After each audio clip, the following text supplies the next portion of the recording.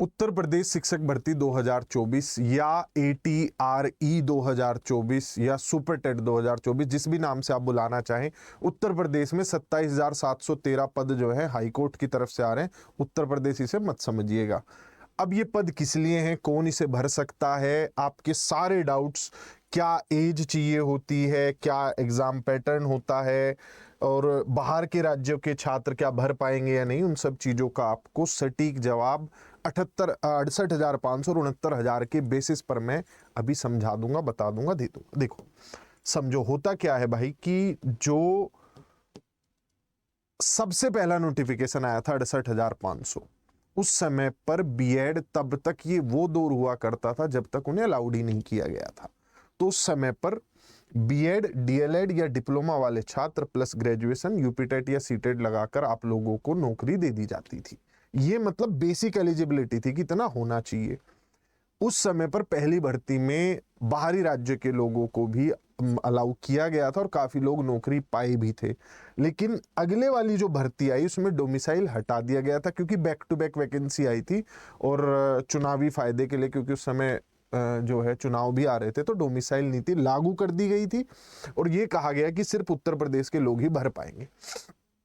As की अगर मैं बात करूं तो महिलाओं के लिए कोई यहाँ अलग छूट होती नहीं है। 40 साल जनरल, 40 साल फीमेल, ये मैक्सिमम है, मिनिमम 21 है।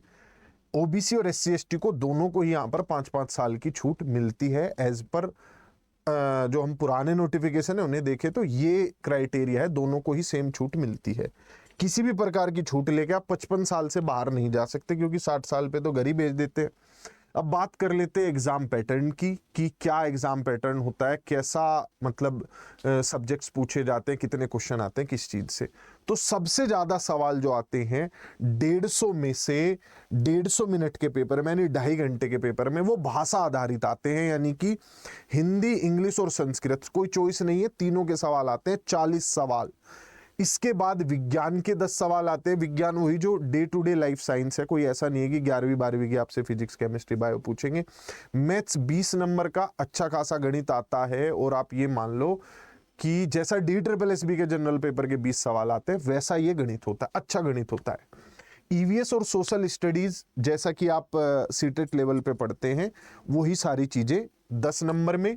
हालांकि यहाँ 10 नंबर का सिलेबस बहुत बड़ा है। टीचिंग स्किल्स, आप किसी सब्जेक्ट को पढ़ाते कैसे हैं, क्या मेथड्स यूज करते हैं, उसके सवाल होते हैं। चाइल्ड साइकोलॉजी के 10 सवाल होते हैं। जनरल स्टडीज, करंट अफेयर्स के 30 सवाल होते हैं। बहुत बड़ा पोर्शन है ये, और यहाँ जो जनरल स्टडीज का एक बड़ा पोर्शन है वो यहाँ की मदद से भी आप कवर कर लेते हो। रीजनिंग के 5 सवाल, कंप्यूटर के जो सवाल होते हैं, IT के जिसे हम बोलते हैं, वो 5 सवाल होते हैं। लाइफ स्किल्स मैनेजमेंट 10 सवाल, ये कहीं ना पूछे जाने वाली चीज है, मतलब जीवन संबंधी बातें हैं, तो उसके भी 10 सवाल होते हैं।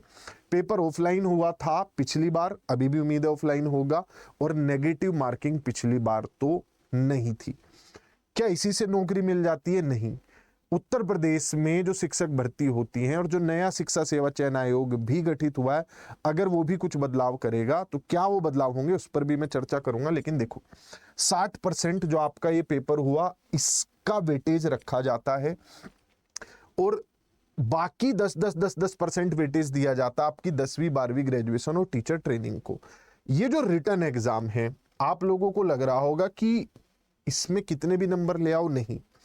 इसमें जो लास्ट पहला जो एग्जाम हुआ था उसमें तो 60, 67, 60, 67, जनरल को 67, नॉर्मल को 60, ये क्राइटेरिया रखा गया था। बाद में 97 के आसपास आ गया था, 69,000 वाली जो वैकेंसी आई थी, मतलब इसे 90 पर फिक्स कर दिया था कि इतने से नीचे वालों को तो हम जो लिस्ट बनाएंगे, मेरिट लिस्ट, उसमें ही नहीं रखेंगे, आपको गुणांक तक भेजा ही नहीं जाएगा। आप ये मत सोचेगा कि यहाँ कम यहाँ ज्यादा है तो बैलेंस बन जाएगा, नहीं, जब इतने ही नहीं होंगे तो आगे ही नहीं जाओगे। ये हुआ। अब बात कर लेते हैं कुछ सवालों की कि डोमिसाइल नीति क्या अब रहेगी।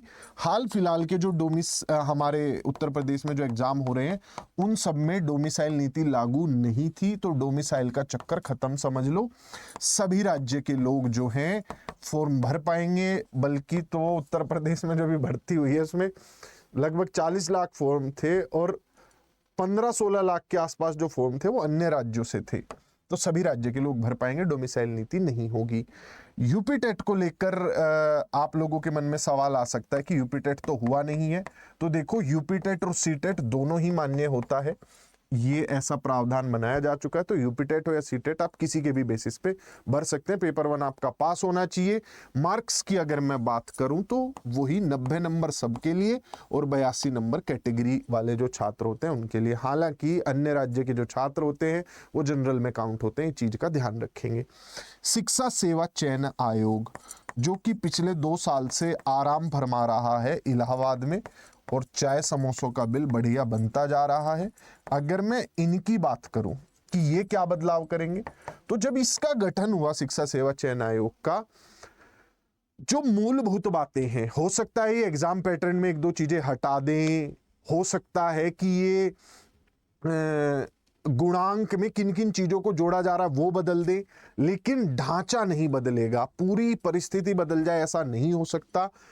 इनके भी जो पहले के रिक्रूटमेंट की इन्होंने अपने मतलब जब किसी आयोग का गठन किया जाता है तो कुछ सोल मेकिंग की जाती है। जैसे हमारे कॉन्स्टिट्यूशन का सोल क्या है, प्रीएम्बल, कि ये इसके इर्द गिर्द घूमेंगे नियमों को बनाते हुए।